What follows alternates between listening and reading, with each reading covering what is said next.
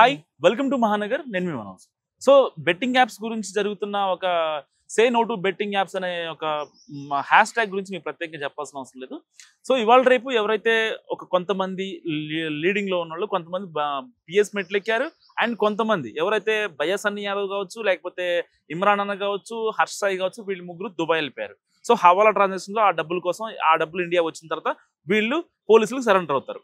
So ఇక్కడ వరకు బాగానే ఉంది. కానీ ఇప్పటిదాకా బెట్టింగ్ యాప్స్ ఎవరైతే ప్రమోట్ చేశారో వాళ్ళందరికంటే కూడా నిజంగా ఉప్పల్ బాలు చాలా గ్రేట్ అంటూ కూడా సోషల్ మీడియాలో పెద్ద ఎత్తున ప్రచారం జరుగుతుంది. ఎందుకు ఆ మాట అన్నాను ఏంటనే దాని గురించి మనతో మాట్లాడడానికి కామన్ మ్యాన్ కిరణ్ ఉన్నారు, ఆయనతో మాట్లాడదాం. నమస్కారం అన్న. నమస్కారం. ఏంటన్నా వీళ్ళందరికంటే బెటర్ ఉప్పల్ బాలు అని అంటున్నారన్న. ఎందుకంటే చాలా మంది అతన్ని ట్రోల్ చేస్తారు కానీ అసలు ఏంటి ఇతను వీళ్ళ ఫ్యామిలీ బ్యాక్గ్రౌండ్ ఏంటి అని చూస్తే వాళ్ళు మొత్తం మధ్య తరగతి కుటుంబం, మొత్తం కూడా రోజు కష్టపడితే గాని 5 ఏళ్ళు లోపలికి వెళ్ళే పరిస్థితి కాదు. ఆ ఫ్యామిలీ మొత్తానికి ఇతను సంపాదించిన డబ్బులే ఆధారం అంటే మీరు నమ్ముతారు నమ్మరు నాకైతే తెలియదు. కానీ కనీసం వ్యవసాయం చేయాలి అన్నా, కూలీళ్ళకి డబ్బులు ఇవ్వాలన్నా, ఒక పూట అన్నం తినాలి అన్నా కూడా, ఇంటి అద్దె కట్టాలి అన్నా, స్కూల్ ఫీజు కట్టాలి అన్నా ప్రతి ఒక్క రూపాయి ఈ ఉప్పల బాలు సంపాదించింది. పాపం అతను చీర కట్టుకున్నా లేకపోతే ఎక్కడికన్నా విషయం చెప్పినా జనాలనే కదా ఎంతో మంది చేస్తున్నారు. అబ్బా చీరలు కట్టుకుంటున్నారు, మొత్తం బాడీలో పార్ట్స్ మార్పించుకుంటున్నారు, దాపు ఎన్నో మాటలు పడుతున్నారు.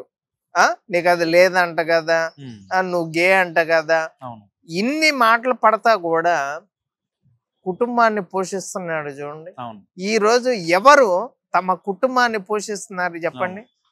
తల్లిదండ్రులను తీసుకెళ్లి అనాథాశ్రమంలో వేస్తున్నారు, పెళ్ళానికి విడాకులు ఎత్తున్నారు. ఇప్పుడు కట్నం తీసుకునే భర్తని చూసాము, భరణం తీసుకునే ఆడదాన్ని చూసాము. కానీ తల్లిదండ్రులకు అన్నం పెట్టే బిడ్డని ఎవరన్నా చూశారు అంటే నేను ఉప్పల్ బాలనే చూసాను. నిజంగా ఇలాంటి వ్యక్తి, ఎందుకంటే పాపం తనకంటూ అది ఒక వృత్తి సంపాదించుకోవటానికి ఏంటంటే అదొక అవకాశంగా మలుచుకున్నాడు.